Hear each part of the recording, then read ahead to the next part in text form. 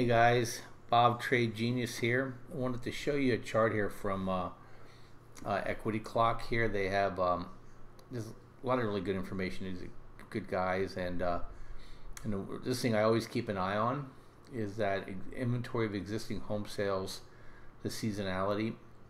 And this year, home prices starting in April, basically the inventory has exploded. And now probably what's at work here is typically people put their house on the market and then it gets sold, but this summer they didn't get sold. And the reason being is that the prices are so expensive that when you look at this market here, first of all, they're not building any starter homes because the builders want to make as much profit as they possibly can from each piece of property they develop. Number two is that the market has priced even the flippers out of the business because the prices have moved up. There's no room for them for margin. And number three is that the people who buy these homes to flip into the leasing market are priced out as well. So what you're left is with a whole bunch of people with really expensive homes that people can't afford to move into because we are raising interest rates.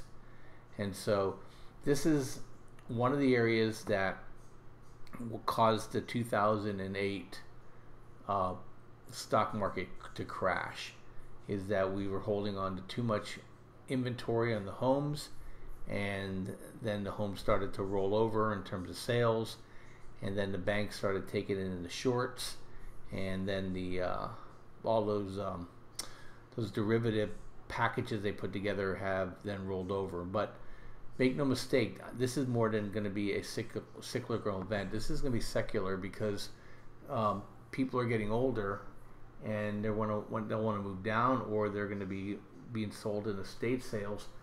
And we have basically a population of people under 40 years old that can't even afford a down payment, let alone paying the rent. And so this is another reason why I'm very concerned. And one thing that you want to keep an eye on is take a look at and keep an eye out on basically IYR.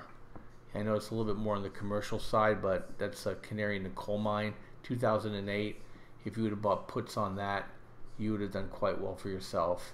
And the Fed's going to be late turning this thing around, and we're going to see, I think we're going to see real estate just collapse. You got to realize people aren't going to the malls, and commercial real estate is drying up. Amazon's taking out the bricks and mortar people. Walmart's getting heavier into the game. Even the grocery stores are going to start reducing their footprints because they're going to do more and more shop at home, and that's why they're pushing it so hard. Can you imagine? Grocery store here in California, it's $80,000 a month to rent.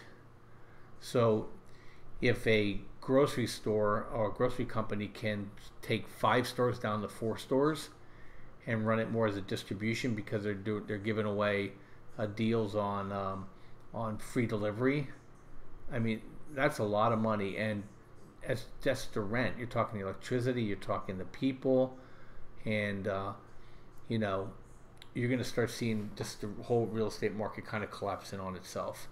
So keep an eye on this, and this is amazingly huge difference. I mean, that's to double the inventory, and nobody's talking about it. And it's just one of many things that are just way out of balance, as I talked about this weekend. So anyway, Bob from Trade Genius, thought I'd share this with you. You guys have a great night. Bye-bye.